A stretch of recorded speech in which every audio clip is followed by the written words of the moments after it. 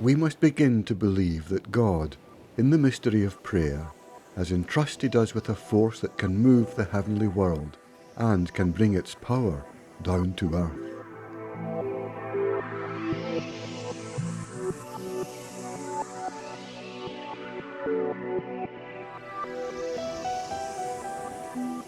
Table Mountain sits majestically overlooking Table Bay near the southern tip of the African continent. The first European seafarers to take in this site and to navigate these waters were the Portuguese, led by Bartholomew Dias in 1488, as he tried to navigate a trade route to India. Dias succeeded in circumnavigating the southern tip of Africa, naming it the Cape of Good Hope. He was soon followed by another Portuguese explorer, Vasco da Gama. He finished what Dias had started and landed on the shores of India in 1498. It wouldn't be long before Europe's leading seafaring nations would be navigating their way around the Cape of Good Hope in the race to dominate the trade routes to the east. The Dutch East India Company, one of Europe's leading trading houses sailing the spice route to the east, decided to make Table Bay a permanent base camp for sheltering and restocking with fresh supplies. An expedition under the leadership of Jan van Riebeck arrived in Table Bay in 1652. They immediately started work on building a fort. The Castle of Good Hope we see here today was started a number of years later in 1666. The Dutch expedition were under instruction not to colonise the Cape. It wasn't long before more food was needed, and so the land was cultivated for farming. Soon conflict would arrive through a series of clashes, because the Dutch took over land from the Khoi people. They had been in the Cape long before any of the European settlers arrived. In 1687, some 300 French Huguenots came to the Cape of Good Hope, fleeing France, when the French revoked the Edict of Nantes in 1685. Protestants were no longer protected from practicing their faith, but instead arrested, and many were killed. In its early years, the Cape Colony was a spiritual wilderness.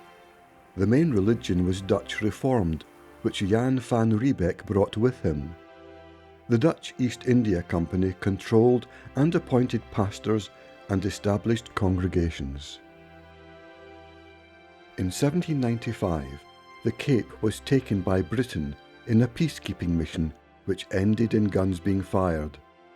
It was during the French Revolution, and the British wanted to stop the French from gaining control of the Cape and its important sea routes to the east.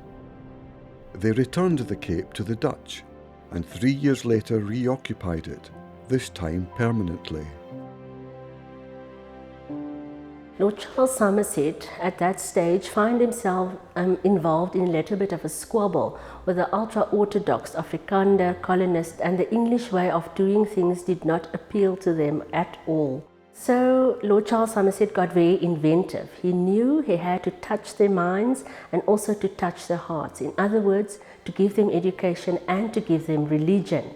And he knew the best place to do that was in their place of worship, and that was the Dutch Reformed Church. When the British took over the Cape, they introduced an Anglicisation policy. This meant that English was to become the official language. It was to be spoken and taught in all public schools and civil office. They also attempted to introduce English into the Dutch Reformed Church. The Dutch congregations were pointed to Scotland to find their Reformed ministers. Andrew Murray was a Presbyterian minister from Aberdeenshire in Scotland. He was appointed to the frontier parsonage of Graafrenet in the Karoo, a semi-desert region of the Cape Colony. Graafrenet has a very long and interesting history. It is, after all, the fourth oldest town in the country. But the village of Graafrenet and the district of Graafrenet was established in 1786. The district was a very new district at that stage, but it was also the largest district with over 130,000 square kilometers.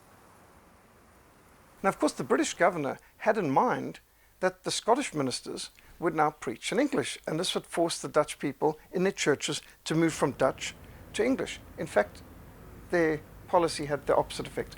All the Scottish ministers who came out to Cape learnt Dutch.